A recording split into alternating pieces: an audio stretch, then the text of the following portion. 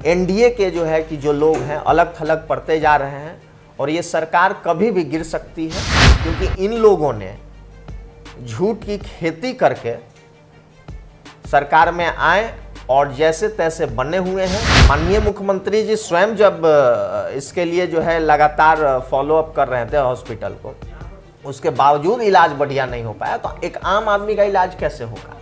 इस पे एक बहुत बड़ा क्वेश्चन सरकार के ऊपर लग रहा है। नमस्कार, भारत लाइव देख रहे हैं आप। हमारे साथ राष्ट्रीय प्रवक्ता हैं जनशक्ति परिषद के। वो जनशक्ति परिषद जो लगातार लालू प्रसाद यादव की तबीयत खराब होने में कहीं ना कहीं हवन कर रहा है और उनकी तबीयत सुधार को लेकर प्रार्थना कर रहा है। लालू प्रसाद यादव की तबीयत को लेकर सबसे पहले सवाल रहेगा, क्या लग रहा है लालू जी की तबीयत अब कैसी है? पहले से बहुत बेहतर है तबीयत, और अब उम्मीद है कि आदरणीय श्री लालू प्रसाद यादव जी जल्द स्वस्थ होकर पटना आ जाएंगे। पटना में उनकी तबीयत अचानक से ज़्यादा बिगड़ गई थी, दिल्ली जाते अचानक से ठीक हो जाती है। मतलब सुविधा का अभाव बिहार में अभी भी दिखाई दे रहा है स्वास्थ्य व्यवस्था को लेकर। देखिए, बिहार के पूर्व मुख्यमंत्री और केंद्र सरकार में पूर्व में रेल मंत्री रहे परम आदरणीय श्री लालू प्रसाद यादव जी जैसे व्यक्तित्व का इलाज अगर बिहार में संभव नहीं हो पाया, तो आप समझ सकते हैं कि वर्तमान में और वर्तमान की सरकार ने बिहार के स्वास्थ्य व्यवस्था को कहां पे ले गया। बिहार में स्वास्थ्य व्यवस्था किस लेवल की है कि यहां इलाज संभव नहीं है। वहीं एम्स जाते ही आदरणीय लालू जी का इलाज अच्छे तरीके से हुआ और 1 से 2 दिन के बीच उनको मतलब उनकी सेहत में मतलब डेवलपमेंट दिखा, इम्प्रूवमेंट दिखा, और हम लोग भी जो है मतलब संतुष्ट हुए। राहत का जो सांस होता है हम लोगों ने भी लिया। तो इससे एक चीज़ समझने की ज़रूरत है कि बिहार की स्वास्थ्य व्यवस्था कंप्लीट रूप से चौपट हो चुकी है।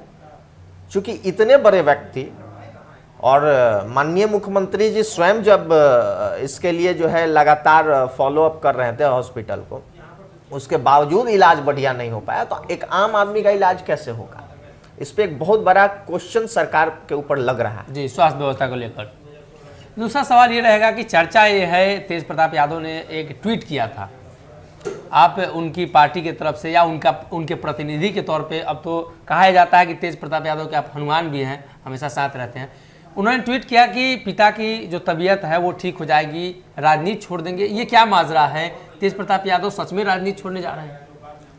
देखिए, आदरणीय श्री तेज प्रताप यादव जी काफ़ी भावुक और काफ़ी जो है मतलब सॉफ्ट हार्टेड व्यक्ति हैं, और उनके दिल में जो आता है वो बोलते हैं, और काफ़ी मतलब साफ सुथरे दिल के इंसान हैं। कुछ जो है मतलब सोच समझ के नहीं, एकदम जो दिल में आया, मन में आया।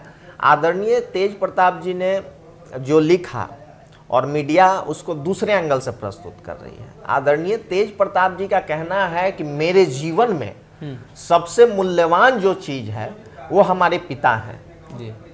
हमारे पिता के अलावे हमारे लिए कुछ मूल्यवान नहीं है जी। और सच्चाई है, हर पुत्र के लिए अपने पिता से बड़ा, अपने माता से बड़ा मूल्यवान कुछ होना भी नहीं चाहिए। तो आदरणीय तेज प्रताप जी ने जो ट्वीट किया, उसका मतलब यही है कि भाई ईश्वर से उन्होंने प्रार्थना किया कि आप हमारे पिताजी के जो है कि स्वास्थ्य को जो है कि ठीक कर दीजिए। उनके स्वास्थ्य के आगे मुझे कुछ नहीं चाहिए। मतलब कोई भी जो है सुख सुविधा मतलब उनके लिए प्रायोरिटी नहीं रखती है। कहने का मतलब ये है, उसको दूसरे एंगल से लेना उचित नहीं है। बाकी राजनीति तो जनता की मांग पे वो करते हैं, और राजनीति में मतलब ऐसा नहीं है कि वो एमएलसी या राज्यसभा हैं, वो विधायक हैं, विधानसभा सदस्य हैं, और जनता के वोट के द्वारा जो है कि वो सदन में गए हैं। तो जनता का प्रेम और आशीर्वाद आदरणीय तेज प्रताप जी के साथ है, इसलिए वो नेता है। तो जनता चाहेगी तो आदरणीय तेज प्रताप जी तो राजनीति करेंगे ही। एक और सवाल लगातार उठ रहा है कि बिहार में जो सरकार है लगातार अस्थिरता की ओर बढ़ रही है। ऐसे में राष्ट्रीय जनता दल के आप भी काफ़ी करीब हैं, तेज प्रताप यादव जी राष्ट्रीय जनता दल के माननीय विधायक हैं, क्या संभावना लग रही है आपको बिहार की परिस्थितियों को लेकर? देखिए, सबसे बड़ी चीज़ है कि अभी हम लोग उस चीज़ पे बहुत ज़्यादा फोकस नहीं कर रहे हैं, क्योंकि हम लोगों के जो प्रेरणा स्रोत हैं, हम लोग के परम आदरणीय लालू जी बीमार चल रहे हैं। हम लोगों का भी जो है कि ध्यान उनके स्वास्थ्य को लेकर है कि वो जल्दी ठीक हो जाए, क्योंकि हमारे नेता के भी नेता और हम लोगों के सर्वमान्य नेता आदरणीय लालू जी जब तक स्वस्थ नहीं हो जाते, हम लोग दूसरे मुद्दे पे बहुत ज़्यादा अभी ध्यान नहीं दे पा रहे हैं, क्योंकि परिस्थिति ऐसी है। दूसरी चीज़ है कि वर्तमान की सरकार स्थिर नहीं है, ये सच्चाई है, क्योंकि आप देखिए कि एनडीए में जो नेता है सबका जो है स्टैंड अलग अलग होता है। एनडीए के ही 4 नेता हैं, चारों का स्टैंड 4 तरह का रहता है। आपस में ही कोऑर्डिनेशन जो है कि अच्छे से नहीं बन पा रहा है। इसका जीता जागता उदाहरण यही है, क्योंकि इन लोगों ने झूठ की खेती करके सरकार में आए और जैसे तैसे बने हुए हैं। शिक्षा की बात करिए, स्वास्थ्य की बात करिए, रोजगार की बात कीजिए, मतलब हर मुद्दे पे ये लोग कंप्लीट रूप से फेल हो चुके हैं। और किसी भी तरीके से जो है समय को काट के सरकार को जो है कि ये लोग चलाना चाहते हैं।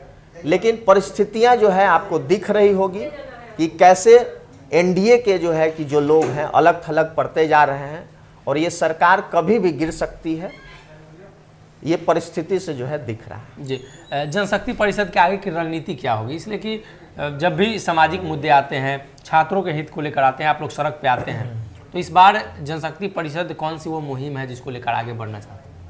देखिए, जनशक्ति परिषद हमेशा से छात्र युवा के मुद्दे पे संघर्ष की है और आगे भी करेगी। जो भी मुद्दे होंगे, हमारा प्रयास यही रहता है कि छात्र और युवा के साथ नाइंसाफ़ी ना हो, और जनशक्ति परिषद जहाँ भी अन्याय होगा उस अन्याय के खिलाफ आंदोलन, संघर्ष जो भी करना पड़ेगा हम लोग आदरणीय तेज प्रताप जी के नेतृत्व में करेंगे। जी, प्रशांत प्रताप थे जिन्होंने तेज प्रताप यादव के उस ट्वीट के मायने समझाए हैं, जिसके बारे में ये चर्चा है कि तेज प्रताप यादव राजनीति से संन्यास ले लेंगे लालू प्रसाद की तबीयत ठीक होते। उन्होंने स्पष्ट किया है कि राजनीति उनके सामने कुछ नहीं है जब पिता नहीं है, और स्पष्ट तौर पे तेज प्रताप यादव ने कहीं ना कहीं इन्हीं चीज़ों को ट्वीट के माध्यम से दर्शाने की कोशिश की थी। फिलहाल के लिए इस खबर में इतना ही, और भी अपडेट्स के लिए जुड़े रहिए हमारे साथ। अगर ये वीडियो पसंद आई और वह बिहार के राजनीति और बिहारियत से सरोकार रखेनी तो सब्सक्राइब बटन दबा के चैनल के सब्सक्राइब कर ली। ओजे एगो घंटी बा, ओकरा बटन दबा देला से कुल सटीक और मारक खबर रुआ मुफ्त में मिल जाई। अगर रुआ पत्रकारिता के हमनी के नया प्रयोग में सहयोग कर चाहतानी तो ज्वाइन बटन दबा दी। पेटीएम नंबर नोट कर ली 9386816700। धन्यवाद।